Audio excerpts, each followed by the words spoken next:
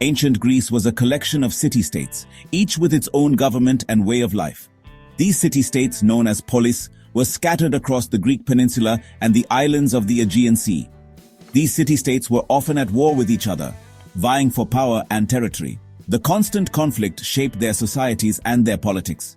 Yet from this chaos, a new idea emerged. This idea was democracy, a system where the power lay not in the hands of a single ruler, but with the people themselves. It started in Athens, a powerful city-state known for its cultural and intellectual achievements. Athens is often called the birthplace of democracy because it was here that the concept truly took root and flourished.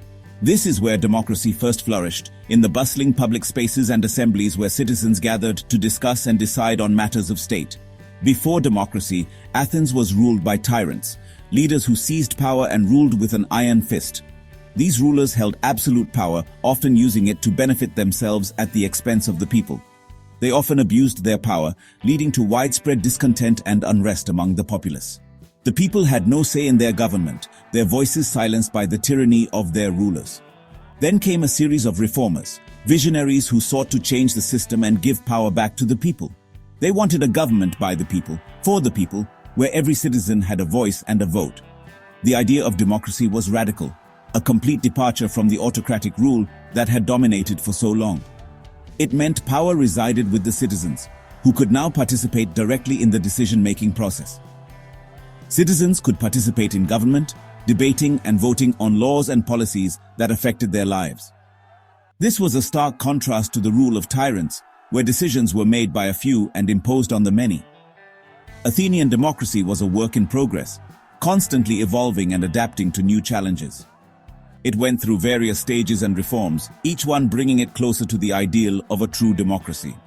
But its impact on the world has been profound, laying the foundation for modern democratic systems that we see today.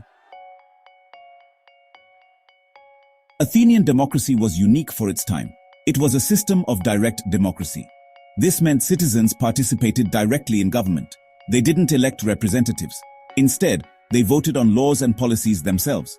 This system fostered a sense of civic responsibility. Citizens were deeply involved in the affairs of the state. Athenian democracy wasn't perfect. Not everyone could participate. Women, slaves, and foreigners were excluded. Only free men born in Athens were considered citizens. Despite these limitations, Athenian democracy was a revolutionary system.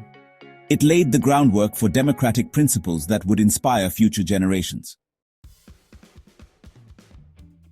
Two figures were instrumental in shaping Athenian democracy, Cleisthenes and Pericles. Their contributions laid the groundwork for what would become one of the most influential political systems in history. Cleisthenes is known as the father of Athenian democracy. His vision and reforms were revolutionary for their time. He introduced reforms in 508 BCE that laid the foundation for democracy. He reorganized Athenian society into 10 tribes based on residence rather than family ties, which helped to break the power of traditional aristocratic families. He broke up the power of the aristocracy, ensuring that political power was more evenly distributed among the citizens. He created a council of 500, which was responsible for the administration of the city and preparing matters to be discussed by the larger assembly. This council proposed laws for the assembly to vote on, giving ordinary citizens a direct role in the legislative process. Pericles further strengthened democracy in the 5th century BCE. His leadership marked the height of Athenian democracy and culture. He introduced the concept of payment for public service, which allowed even the poorest citizens to participate in government without financial hardship. This allowed even poor citizens to participate in government, ensuring that the democratic process was more inclusive and representative of the entire population. He believed in the wisdom of the people and the importance of civic participation. He famously said, "We do not say that a man who takes no interest in politics minds his own business. We say that he has no business here at all." This statement encapsulates the Athenian belief in the importance of active citizenship and public service. Section 4. The Ekklesia, heart of Athenian democracy. At the heart of Athenian democracy was the Ekklesia, a powerful institution that played a crucial role in the governance of the city-state. This was the main assembly of citizens, where important decisions were made. It was open to all male citizens over the age of 18, giving them a voice in the political process. The Ekklesia met regularly, usually 40 times a year, ensuring continuous participation in governance. It was held on a hill called the Nix, a significant location that symbolized the democratic spirit of Athens. Thousands of citizens would gather to participate, making it a lively and dynamic assembly. The Ekklesia had a wide range of powers, from legislative to executive functions. It debated and voted on laws, declared war, and elected officials, shaping the future of Athens. Decisions were made by majority vote, reflecting the collective will of the citizens. Every citizen had the right to speak, ensuring a diversity of opinions and ideas. They could express their opinions freely, fostering an environment of open debate. This made the Ekklesia a vibrant forum for debate and decision-making, embodying the principles of direct democracy. Section 5. Sortition and ostracism, tools of direct democracy.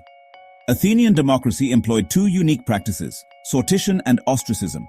Sortition was a system of random selection. Most government officials were chosen by lot. This ensured that all citizens had an equal chance to serve. It prevented the concentration of power in the hands of a few. Ostracism, on the other hand, was a tool to safeguard against tyranny. Each year, citizens could vote to exile a fellow citizen for 10 years. They wrote the name of the person on a piece of pottery called an ostracon.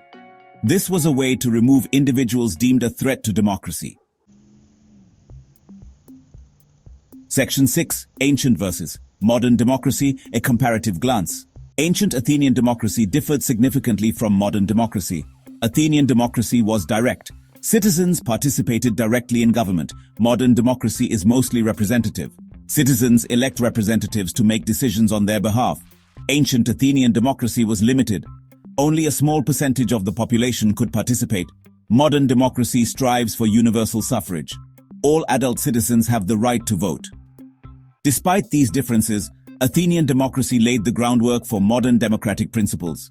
The ideas of popular sovereignty, civic participation, and rule of law can be traced back to ancient Athens.